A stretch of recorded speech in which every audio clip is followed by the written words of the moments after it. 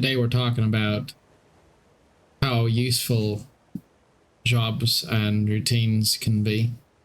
I think it's interesting how we sometimes feel like we're frustrated about having to go to work on a Monday or what have you, and you think, my goodness, if I just didn't have to go to work, then imagine all the things I'd be able to perhaps get done or accomplish. And yet, when we have a vacation or we have time off, quite often we don't actually get as much done as we would like to, as we get distracted and we lose motivation and we become aimless. And then the time goes by, and this is true for people who go into retirement. They think about all the things that they'd like to do, and then when the time actually comes, they lose focus and they feel kind of lost not having the 9 to 5 anymore. So that's not to say that we should be lost in work all the time and have no life. I'm not saying that at all. But I do think that having something that you have to do that gives you structure is a really useful thing in life. It's great to be expected to be somewhere. I find that when I'm sleeping in on a weekend or something, it's really, really hard for me to set my alarm and then actually get up when it goes off. I just turn it off and go back to sleep. But if it's a work day, I never really have any trouble at all. I probably would get up with enough time to get ready and go to work early, even if I didn't set my alarm at all. It's kind of a subconscious thing. When we know that we need to do something, we just instinctively do it. But when we know that nothing is really expected of us, then we just don't.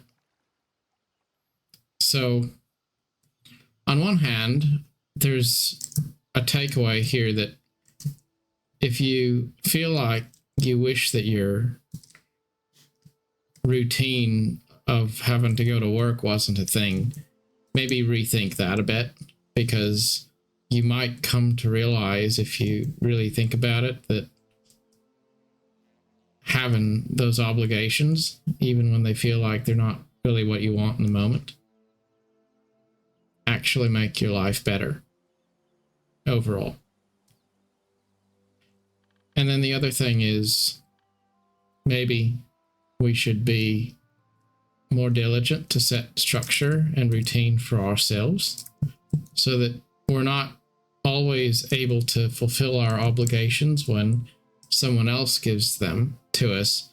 But then when we set goals for ourselves, we always treat those like they don't really matter, and then we let ourselves down. But we wouldn't do that if we gave someone else our word that we were going to be somewhere or do something. Then we would do that. But when we tell ourselves we're going to do something, then we kind of figure that as a take it or leave it proposition we don't really have to abide by.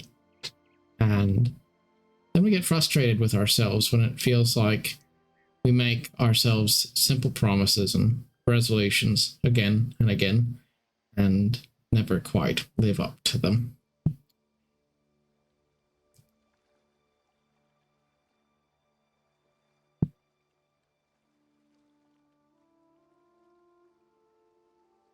There was a guy I knew, and he used to hike up the mountain every day, or at least a few times every week.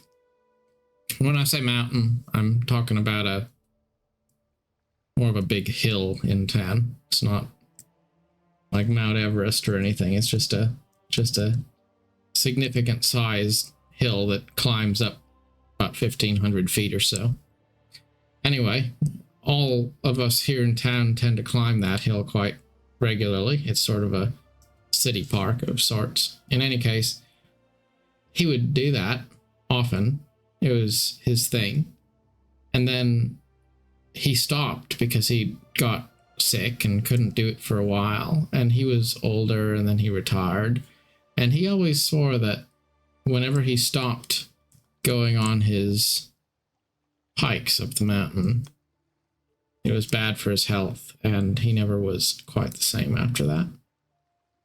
And I don't know, but I do think that a lot of people who wind up losing those motivations to keep on going and doing things, they lose a part of themselves.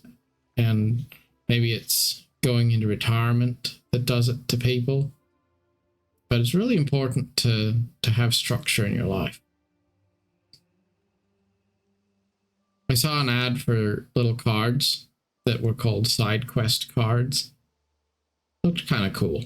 But the general idea was you pull each card out, and every card you pull is going to say, here's a little thing that you have to go do.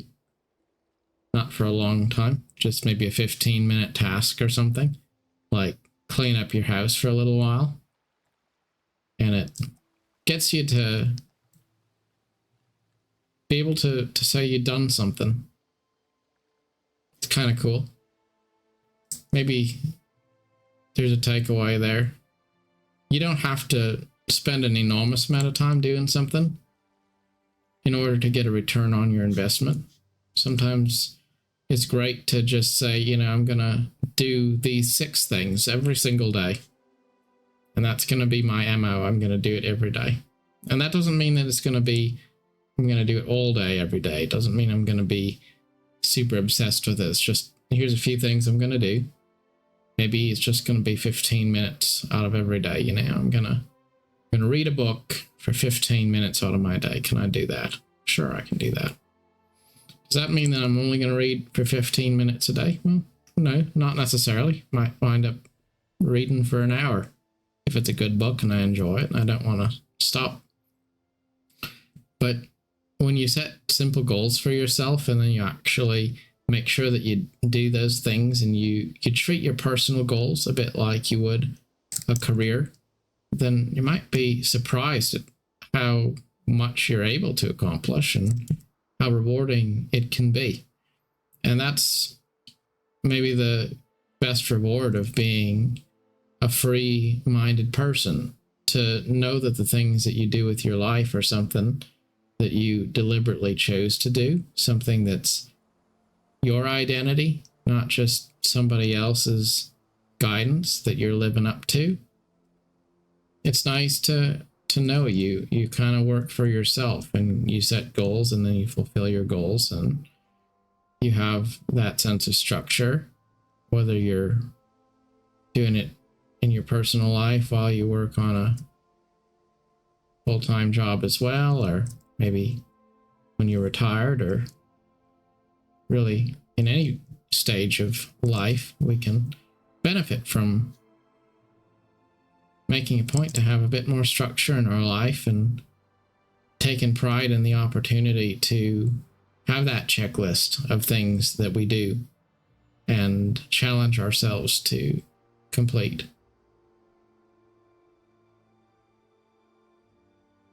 Make a point to be as mindful as you can about your life and try to cut down on the dead space where you're just killing time,